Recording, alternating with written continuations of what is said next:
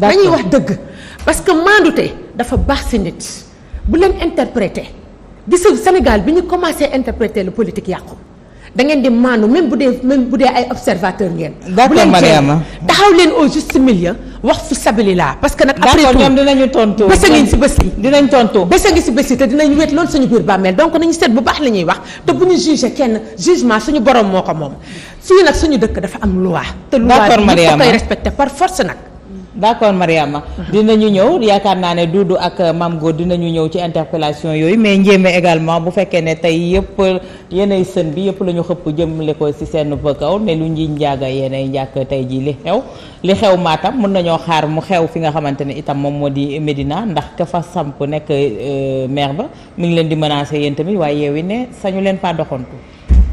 waaw man tax ci doxantu bi laa jóge nii laataa maa ñëw fii ndax ñun duñu ay juddu jéeri xaw ma nu ma ko mën a waxee Abass Ndao gi lañ juddoo ñii juddoo Dantec principal xasuma ñiy wàcc ñu ñëw jugee feneen ñëw wàcc ci Médina waaye fa la ñu juddoo fa la ñu màggee gisuñu fa nag kenn ku ñu fay tere dox ndax dañ fa am ay titre foncier dëkk Médina nag defuñu fa lu bon waxuñu ko fa donc ñu am droit nag doxantu fu ñu neex ñuy xaar nag ba kenn tereñu ko beneen aspect bi damay ñëw ruuti ci réew ci Farba Ngom Farba dafa nekk nit koo xamante ni moo fiy def lu kenn deful Farba moo fiy wax lu kenn sañ ta wax kii Ngom am na léegi lu mu wax nee na doomu naar lu mu wax rek ma ne ko ca berkel la ba la ko déggee ndax bu amee fitu toog di wax li muy def wala muy jëf li muy jëf dafa am fu mu wéeru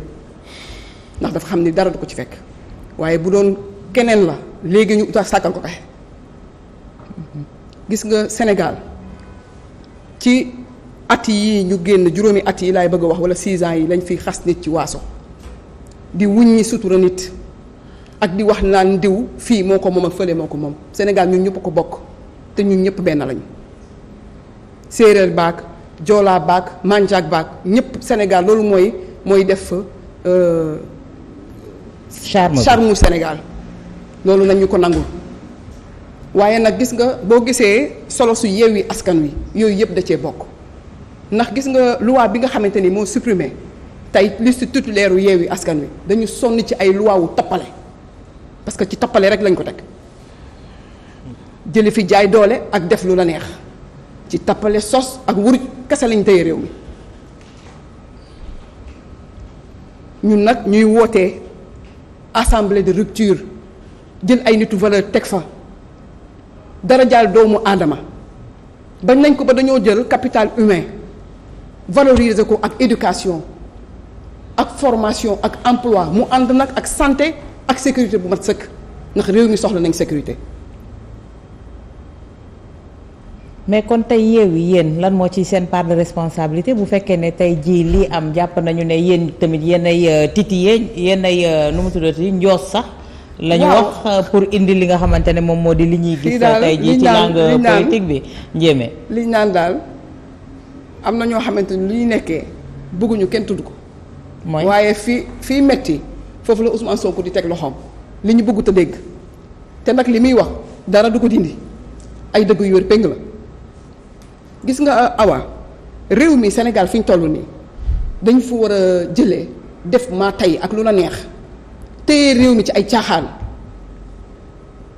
sénégalais sonn nañu sénégalais yi xiif nañu sénégalais yi mar nañu dund bi cher na xamuñu lan lañuy xaar ci ñoom yi nga xamante ni bii lu amal njëriñ askan wi ak am njëriñ ci njeexitalu askan wi ci dundu askan wi ak nekkinu askan wi man je pense que ni yooyu la ñu war a tegal sénégalais yi pour ñu dund ci waaye ay menaces xupp doo dugg fii doo taxaw fii yooyu vraiment nit ñi dépassé nañ ko. ndax ña fa dem ku leen xool xam ni ay jàmbaar dëgg lañu fii doo fi dugg maa fi moom amul fenn.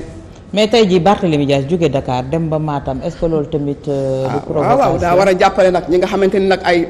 Barth Yewwi la bokk Barthélémy Yewwi la bokk ñu am fa suñu ay candidat war dem soutenir leen loolu moo nekk comme ñoom ni ñu amee ay candidat ñeneen nag ñeneen di leen soutenir gis nga awa dafa am yoo xamante ni sampul dëkk yii ñu nekkee la ñu war a baax.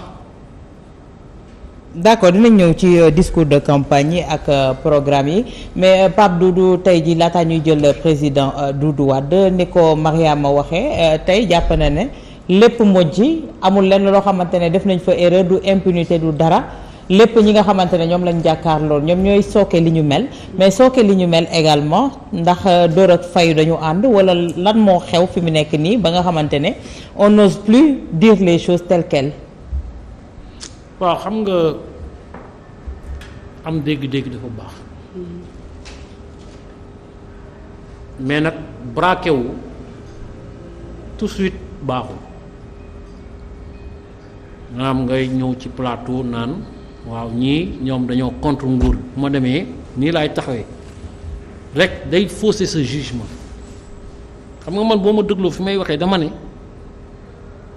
le fait que ñu dàq ay liste mais ni ma d'accordulee ci liste titulaire bu Yewwi bi niñ ko génnee par ay erreur matérielle noonu laa d'accordulee ci Benno Bokk Yaakaar seen liste suppléant boo xam ni ñoom it bokkuñu parce que xam nga lu tax ci biir suppléant yooyu man dama jàpp ni ñoom c'est des Sénégalais c'est des valeurs sûres yoo xam ni peut-être tey jii am na liste bi nu mu doon demee ñëpp titulaire yëpp bu ñu jàllee ñoom suba war nañ ñëw valablement à l'Assemblée nationale kon visé wu ma si kii wala kii man du ma def discours politique xam nga nee naa leen man maa ñàkkul fayda bay far fenn di nëbbutu ndax fii ku bëgg falu da ngay fas da ngay fës ñun ay analystes politiques lañ dañuy xool jàng sur des faits su fait bi taxawee ba pare nag ñu teg ci commentaire te commentaire bi duñ ko teg suñu nasu bakkan man maa gisul ci biir opposition sénégalaise bii ku ñeme toog ak man Doudou Coulibaly naan da nga may dicter ma façon de faire walaay njëkk commencé opposition ak ku mu munti doon na ci biir opposition maa ngi jëmi mi ñoo bokk ville de Dakar mais ñoom xam nañ ni maa ngi seen pire cauchemar man ma ñamanteeg ñoom fii bi ñuy doog a falu laaj leen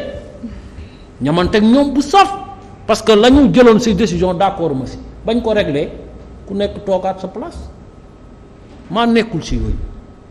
léegi fee yi xam nga mooy la te fee yi bu dee ñoom jàpp nañ ni séparation dafa am mais man du ma tontul justice que ma nekk opposition que ma nekk au pouvoir du man comme que nee nañ séparation dafa am xam nga tey bu fekkee conseil constitutionnel dafa jël benn décision mais pourquoi Benno Bokk Yaakaar mooy dem di ko expliquer sur les plateaux ak di ko défendre bu fekkee ni nee ngeen c'est la séparation des pouvoirs man dama doon nangu dama doon d'accord Benno Bokk Yaakaar ne d'accorduñ d'abord ci conseil constitutionnel lu ñu wax mais on l'accepte loolu mooy posture beneen bi yow ci gouverne ci exécute mais am na yoo xam ne nekkul sa responsabilité directe un prisonnier qui s'échappe loolu du sa responsabilité directe li nga war a mun def rek mooy ñun kat bëggoon nañu suñu force de défense et de sécurité yi fexe ba ki nga xam ni il est présenté comme un homme dangereux ñu jàpp ko andi ko mais su dee yow mu bleu nga défendre mu noir nga défendre mu weex nga ne taal na weex taal bu ñuulee nga ne na ñuul kuk finalement day andi benn genre mélange boo xam ne kenn du xam yow lan mooy sa posture. d'accord loolu mooy andi nit ñi di interpréter. d'accord Mame Gor dañ la interpeller également ci point yi nga xamante ne soulevé nga ko pour clarification avant ñuy dem jëli président Doudou Wade. non man nag souvent sax du ma bëgg ay tontonte réplique waaw parce que ay répliques yooyu parce que dama jàpp ne bon boo waxee tamit ku nekk am na. son opinion liberté opinion wax ci lu ko neex quoi et puis c'est ça notre destin ñun aussi c'est le destin des observateurs ñi nga xam ne ñoo nekk ci. bokkuñu ay acteurs nekkuñu ay acteurs mais dañ am prétention di suivre mbir yi di observer boo observer di jéem analyser des faits loolu moo tax soxna Mariama xam naa yaram dafa xaw a tàng tuuti mu waxee noonu. dëgg ma xam waaw mais on parle de faits quoi des faits loo xam ne nii li ñuy wax dañ koy wax de manière banale boo première année journalisme wala nga dem ci rédaction danaa la les faits sont sacrés. Mais le commentaire est libre. loolu ñëpp a ko xam quoi. ay faits mooy lii am na fi nit dem na fi kaso mu génn ba muy jógee këram il se portait comme un charme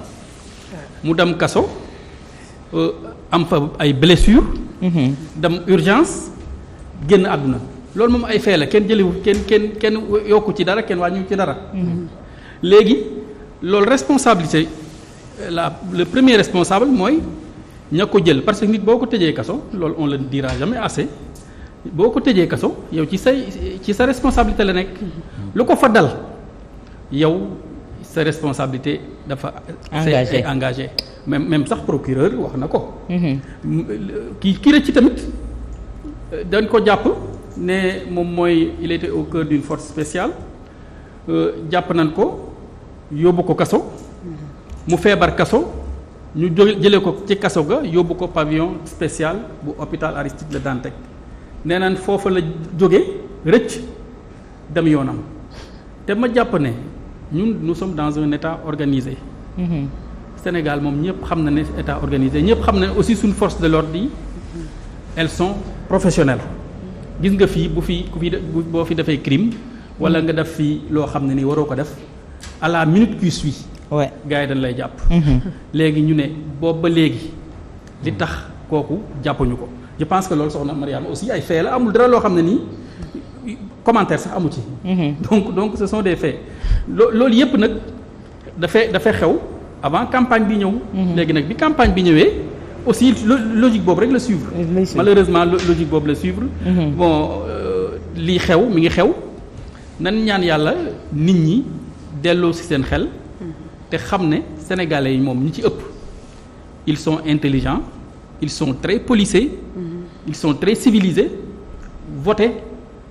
yàgg nañ ko def te dañuy dem voter ji ñëw toog jàpp seen njàmbur. ça n'a rien à voir avec les militants ça n'a rien à voir avec les inconditionnels. am na ñoo xam ne dañ leen a war a jox cër. te ñoom ñooy citoyens yi nekk seen kër. d'accord seen yoon nekkul ci ay politiciens ak ay parloo ñoom li leen yitteel. mooy jour élection jot ñu dem voté ji dem ñëw. te Sénégal yemul 31 juillet. te Sénégal yemul 31 juillet. au-delà du 31 juillet. day am parce que am na date yu gën a am importance yu fi amoon dañ ko dépassé. kon ñoo ngi toog di wax te 31 juillet aussi dañ koy dépassé. incha allah ñu dem jëli président Doudou Wade tey mu fas yéene waxtaan ak ñun ci proposition de loi ak li nga xamante ne moom moo di projet de loi à l'Assemblée national président Doudou Wade boobu laataa ñuy dugg suñu deuxième thème mu aju ci li nga xamante ne moo di campagne bi ni ñuy dagaane baatu askan wi kàddu yi nga xamante ne ni ñu koy dégg kii ni mel ndax méngoo na ak fi nga xamante ne moom moo di pencum ndaw réew ma également Charles bu fekkee ne côté Matam mun nga ñuy sondeel de temps à autre ki nga xamante ne moom moo di Amadou Issa Kane mu wax ñu fi mu nekk fan la mbir yi toll foofu bu fekkee ne président Doudou Wade yembagul ñu njëkk rek dugg ci deuxième thème bi laataa ñuy agsi ci président Doudou Wade mu waxtaan ak ñun ci projet de loi ak proposition de loi deuxième thème bi mi ngi aju ci li nga xamante ne rek moo jëm ci campagne bi ndax gis nañ ko waxtaane woon nañ ko barki démb mais dafa mel ni li ni mel moom mooy continuer candidat yi kenn rectifié wul li nga xamante ne moo di le tir état-major yi également parce que le discours de campagne dafa mel ni rek li nga xamante ne moom la ñu sukkandiku mooy di def surtout waa Benno le bilan du président Macky Sall tey jii ndax fi mu nekk nii jaawatlewu leen Mariama ci li ñu jëm est-ce que àggu leen 2024 avant 2020. duñu mës a jaawatle ñi yàkkam ci 2024 foog ne ñu ngi 2024 dégg nañ leen ñoom fuñ seen campagne yëpp 2024 la mais pour revenir ci tuuti rebondir ci li mu wax ñiy saaga bay saaga xalif généraux yi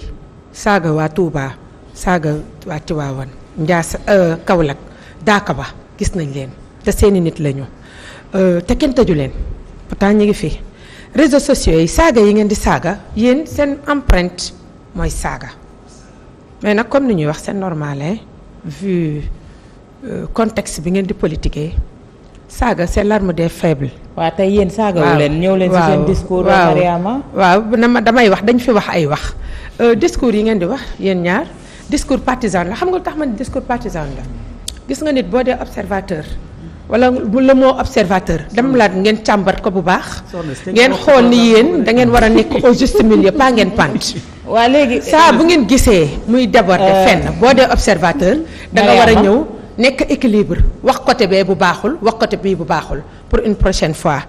aw ma dara lu may mer parce que samay càmmiñ ngeen mais dama bëgg rek ëllëg. waaw d'accord léegi comme que ñoom discours saaga la ñu yor yéen ñëw leen ci discours bi nga xamante ne moom ngeen di mës a saaga dañuy waxtaan ak sénégalais yi. waa ñëwal ci discours bi. mieux faire parfaire parce que comme li may wax nii. ndax discours bi ngeen di teg Mariama ndax assemblée la jëm wala présidentielle la jëm. mooy waxu assemblée la ñuy wax parce que législative la ñuy wax. waaw parce que dañu gis Amadou Hott toog di def bilan ki nga xamante ne moom moo di président Macky Sall. mais c'est normal parce que dafa délégué kenn ku nekk mu def dara. boo tànnee kenn ku nekk ci benn activité mu koy def su ko defee ba pare l'heure du bilan actuellement dafa jot parce que ci local la législative la ñu wax ñan ñoo war a taxaw les députés fan lay taxaw assemblée ñan ñoo fay ñëw mais les ministres ñoo fay ñëw parce que projet de loi yeeg ñooy yëpp ñoom ñoo koy def te ñooñu liñ doon liggéey tey kenn ku se ne lañ la santoon tey da nga ko war a génnee ndax ñu xamaat ci lan la ñuy rebondiraat pour mieux faire loolu moo waral ñoom ñu leen di invité ñuy génn di wax. mais est-ce que suñu waxoon ci loolu rek mooy bilan wu assemblée nationale législature bi ñu génn projet de loi yi ngay wax proposition de loi yeeg yi ni mel mais li ñuy dégg moo di ne les réalisations du président Macky Sall. man du ma ne réalisation man produit laa koy tuddee parce que ay consommable le président Macky Sall fabriqué consommable bu dee terre gis nga consommable la BRT bi te gis ngeen. créé na fi embouteillage waaye on ne peut pas faire des omelettes sans pour autant casser des œufs bu sottee ngeen gis mu neex ñu fàtte coono bi ak leneen président Macky Sall posture am daf ci neutre ba nga xamante ni dafa dem toog fee mais nag député yi laa wax à l'assemblée kenn gisagul keneen ku wax ak député ci biir assemblée ku dul ministre yi donc ministre yooyu li ñu defoon il est temps ñu génn teg ko ci table bi. mais ce n'est pas le càmbar ko Mariama. bés bu ñu demee présidentielle président Macky Sall mooy taxal boppam te am na làmmiñ te mën na wax mais li mu def li war a tax ñu reconduire leen mais ministre yi ñoo ko réalisé dañu war a génn wax ko c'est tellement simple produit yooyu yëpp ñoom ñoo ko porté mais wax li nga xamante ni dafay tax tey ëllëg sénégalais yi déjà teg nañ ci seen bët li ñu naan lu ne weng kenn du ko jeex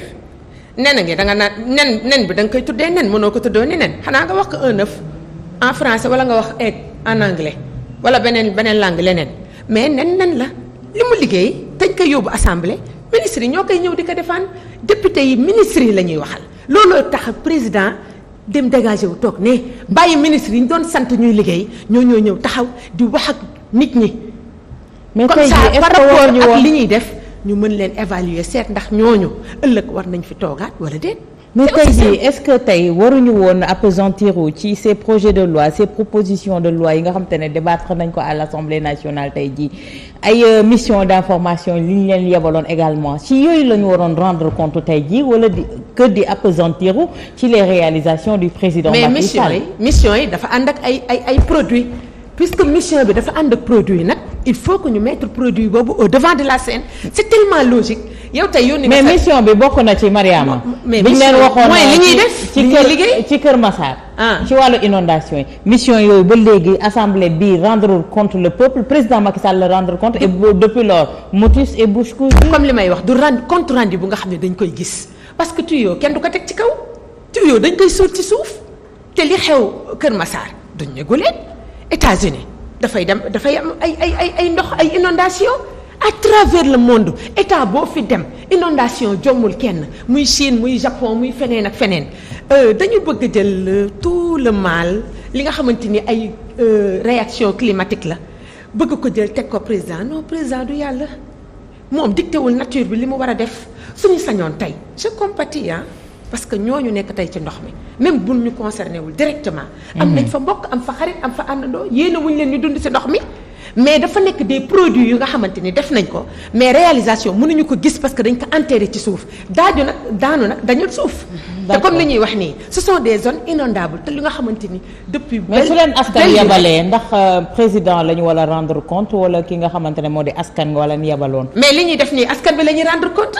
parce que réalisation yi comme li ngay wax nii mooy les produits askan bi lañ koy defal ministres yi liggéeyu lu ñu président. askan bi la ñuy defal moom moo leen di sant ñu dem def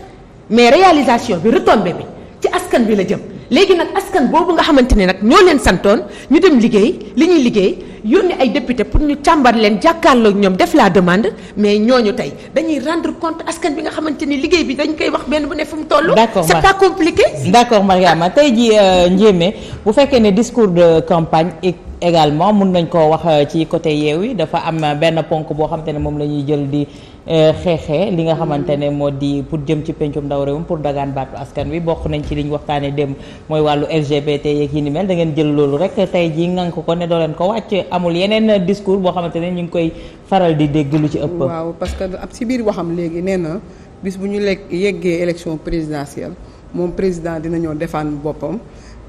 teg bilan moom donc moom nii wii nii non bi mu jëne ko def wii. waaye di ba loolu waxam jotagul. beneen aspect bi mooy que ni gis nga dama yaakaar ni député ya nekk biir assemblée xamuñu lañ leen fa tegee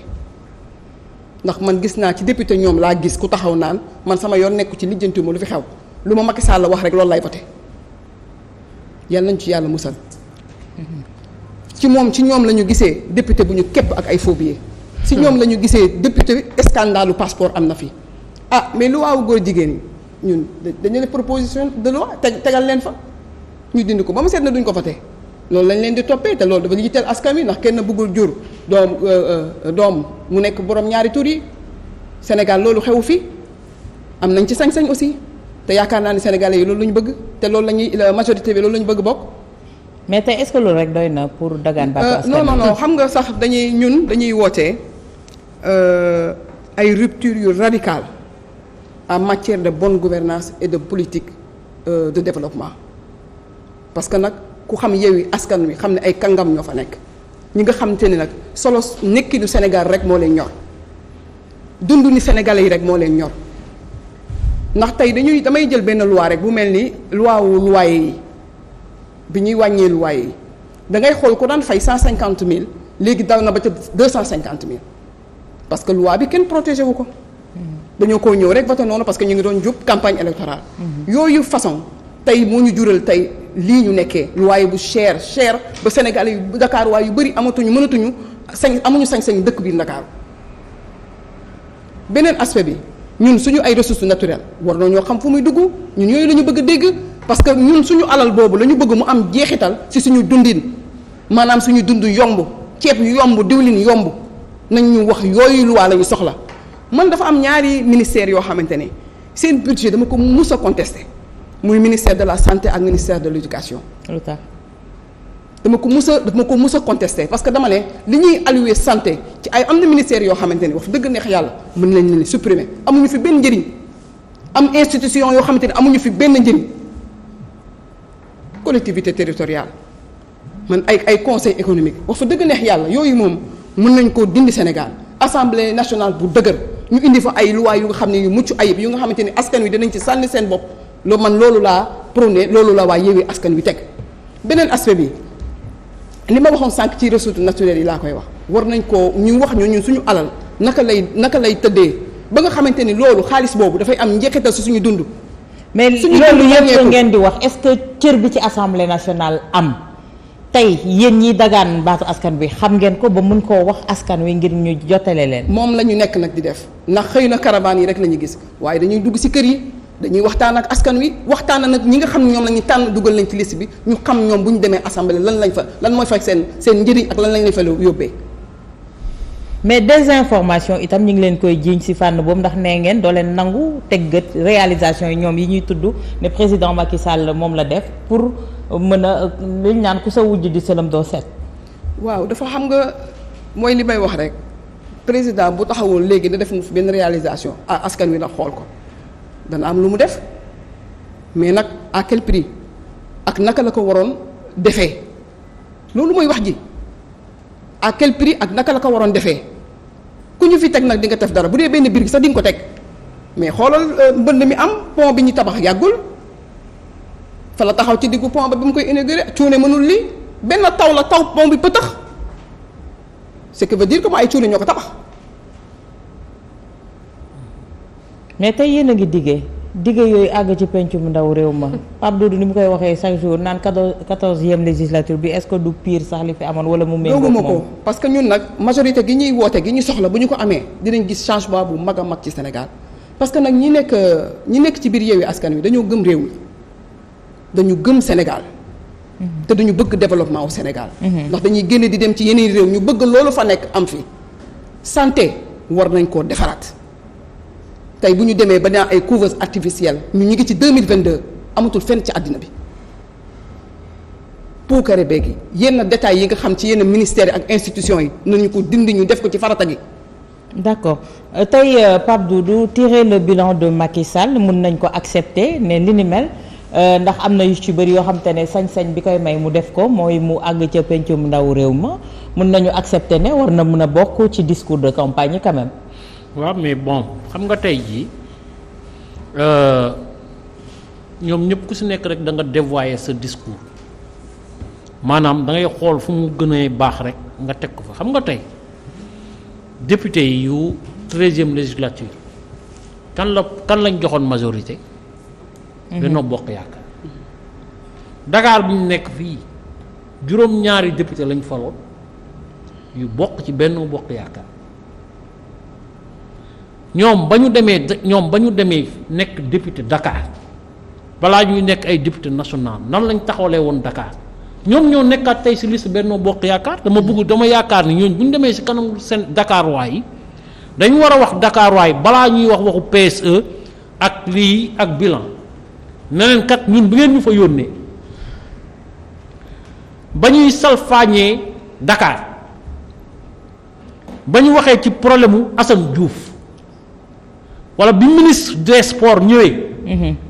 te benn terrain bu baax amatul fii ci biir Dakar amatul stade à un moment donné Thiès lañ doon fubale xam ñëpp ko seetaan fii mais député Dakar yi fan lañ nekkoon mais xanaa au moins sax nga poser les revendications de Dakar beneen bi député yi yu 13e législature dans leur majorité li ñu leen falee woon mooy contrôler l'action du gouvernement ils n'ont rien contrôlé. mais loolu mooy wàcc nga li nga xam ne moom lañ la joxoon moo tax à juste titre tey sénégalais yi am droit taxaw naan yéen est-ce que bu ñu leen joxaatee assemblée bi est-ce que du pire sax li ngeen def parce que nee naa la assemblée bi moo yeewu suba teel président woo leen ne leen jox leen ma tous vos pouvoirs dama nekk ci Covid dama bëgg doxal ñu ne ko waaw mu yeewu suba teel ne delloo naa leen ko ñu ne ko waaw sans débat assemblée nationale bii ñoo yeewu suba teel ñu fal député comme ñoom ñu bañ ko installer ba pare ñu woowaat leen ne leen kii dem leen ngeen lever immunité parlementaire am ñu dem di lever immunité parlementaire am naan dañuy dem fekk ko prison di ko pour comité ad hoc bi auditionné koo xam ne mosoo ko installer. donc législature bi ñoom le président ñëw andi ay exposé des motifs ne leen premier ministre dama bëgg ñu dindi ko fi parce que dafay tardel day andi ay lourdeur administrative ñu ne ko gongo même président bi woowaat leen ne leen non poste premier ministre finalement dama leen doon nax dama leen doon bluffé dama bëgg andiwaat poste premier ministre parce que finalement sax man xam naa ni ak ni may dem feneen ak feneen ay Union africaine ak yooyu il faut ma andi fi kenn koo xam ni mooy gérer affaire yi waa ñaari exposé des motifs totalement contradictoire nan la ko benn assemblée nationale mun voter les benn président gis nga man su ma nekkoon député ak fu mu munti bokk na nga ñëw andil ma exposé des motifs boobu ne ma damay supprimer dama lay njëkk laaj nga argumenté man la d'accord demal tegoo si 2 ans nga yow suba teel ne maa juumoon mu lay wax yow génnal yow tu n'as plus le droit de rester ici parce que nag nit ki mënoo ko ñëw ne ñuul na xoolal lii dafa ñuul mu ne la waa dëgg la kañ dafa ñuul te yow suba teel tourné 2 ans après ne ko dafa weex mu ne waaw non finalement dëgg la président li nga wax dëgg la lii dafa weex quand même on a quel genre de législature li nga législature bu mel noonu dama ko yàgg wax xoolal loolu te loolu du ak benn esprit partisan gis nga loolu dañ koo war a suuru fàttee ko ci suñu taarixu réew jàpp ni 13e législature mosul am on est passé de 12e à 14e. Ah bon? bañ koo fàttee bu ñu ko bind ci livre. bu ñu ko filmer bu ñu ko def dara parce que 13e législature bi c'est la pire des législatures yu mos a am au Sénégal. Pire des législatures ni ko Doudou waxee Mame Gor est-ce que du loolu moom moo indi tey le discours qu'on entend ci ñi nga xamante ne ñoo di waa Benno Bokk Yaakaar ci jëm ci élection yi ndax manquement yi am ci 13e législature bi dafa bëri ba nga xamante ne mënuñu ko peinture ba mu may leen ñu taxaw ak askan wi naan leen lii lañ fa liggéey moo tax ñuy mubboo les réalisations de Macky Sall. waaw aw malheureusement dëkk bi souvent dul def ci débat de fond yi. ñëpp constaté nañ ne mbir yi doxul mais li tax doxul duñ ko laal wala buñ koy laal dañ koy laal de manière superficielle te tant que ñoo ngi doxale noonu duñ avancer mais assemblée nationale ci boppam am na yoo xam ne ni c'est le minimum war nañ ko fa réformer. Imaginez assemblée nationale suñu assemblée nationale dañ naan laal c'est écrit dans notre constitution c'est le français qui est notre langue officielle. mais te réew moo xam ne nii 50% et puis dama généreux de la population ay alphabétisé wuñ. léegi réew moo xam ne nii ñoom député yi tamit ñu ci bari amuñu niveau pour lire ay documents en français. parce que mën nga am sax niveau. mën nga sax dem jàng. mais pour lire ay ndax lii da nga ko war a def da nga war a def amendement da nga war a bàyyi ñu voté ko noonu loolu il faut nga am. degré de compréhension benn niveau bi. te je ne pense pas que même bu dee assemblée bi passé ñu ci bëri amuñu niveau bi que man bu may wax je parle de députés je ne parle pas de députés du pouvoir ou de l'opposition. D'où l'importance des assistants parlementaires. D'où l'importance des assistants parlementaires et une réforme. parce que commencé na sax man maa ngi lire benn livre Ababacar Ngom ci sur l'Assemblée nationale am na ay traducteurs ñoo xam ay interprètes am na ay ci langues yi ñu codifié am na ay interprètes ñi nga xam ne dégguñu français ñu leen di interpréter en wolof joola séeréer ak yeneen langues yi yi ñu codifié yooyu am na ci mais affaire bi dafa war a gën a profond mooy jël ñoo xam ne dañ leen di assister ba pare def de telle sorte que parce que mën nga dégg wolof wala nga dégg séeréer wala nga dégg pël mais tu n'es pas alphabétisé. ñun man mën naa dégg wolof dégg séeréer mais mënuma ko bind mën naa ko bañ a mën a bind. xam nga loolu dafa wute il faut ñu fexe ba nit ñi même bu ñu jàngul tubaab français parce que français aussi c'est pas notre langue et puis l'idéal mooy sunu langue yi ñu mën ko utiliser pour développer suñu réew parce que loolu sax la Cheikh Anta Diop doon wax. mais est-ce que du question de compréhension posé wul. mais question de personne moom mooy posé wul. waaw loolu yëpp question de loolu yëpp mooy débat de fond yi loolu lan war a teg parce que question de personnes yi mooy ñiy tànn aussi en général bu ñuy tànn dañuy tànn ku am ay nit rek. wala koo xam ne nii seen xarit la. wala compétence bi en général mën na bañ a am doole parce que même sax au niveau des ministères yooyu dañuy xool ne koo xam ne nii amul ay nit amul une certaine légitimité te loolu c'est pas propre au Sénégal seulement. Même en France buñ la gagné en général da ngay démissionner parce que il faut une légitimité électorale pour nga mën a continuer am nekk ministre wala nga nekk ci ay directions yenn je pense que loolu problème la. leneen li mooy dañoo war a introduire parce que ay ñaari soxna ñoo fi nekk. dañu war a interroger ci utilité. parité bi. parce que dañuy gis ne en 1957 ba 1963 amul woon benn femme députée. Il y avait 0 femme sur 80 députés. À partir de 1963 la première femme députée lan ko am muy Caroline Faye Diop. ba 2001 nombre de femmes yi matul woon 20 bariwul woon. ba 2001. wala bu dee 20 tamit fa ca la yem. léegi le nombre de femmes c'est 70 ci législature bi ñu génn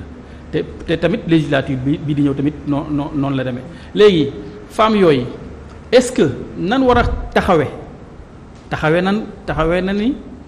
lan war a def est-ce que def nan ko est-ce que topp ñu mouvance aussi góor ñi parce que bu ñuy wax parité aussi dañu bëgg mu amal askan wi njariñ waaw. du loo xam ne ni da ngay boole pour boole rek. mais est-ce que ñoom lan war fan propos war parce que loolu je pense que war nañ ko étudier war nañ xool tax seen taxawaay foofu ak nan lan mën a taxawee bu ëllëgee je pense que ci loolu moo tax ñii ci loolu la leen di xaar. parité bi sax ëllëg nan lañ leen di xaare bu ñu demee assemblée nationale lan lañ fay def loo xam ne nii.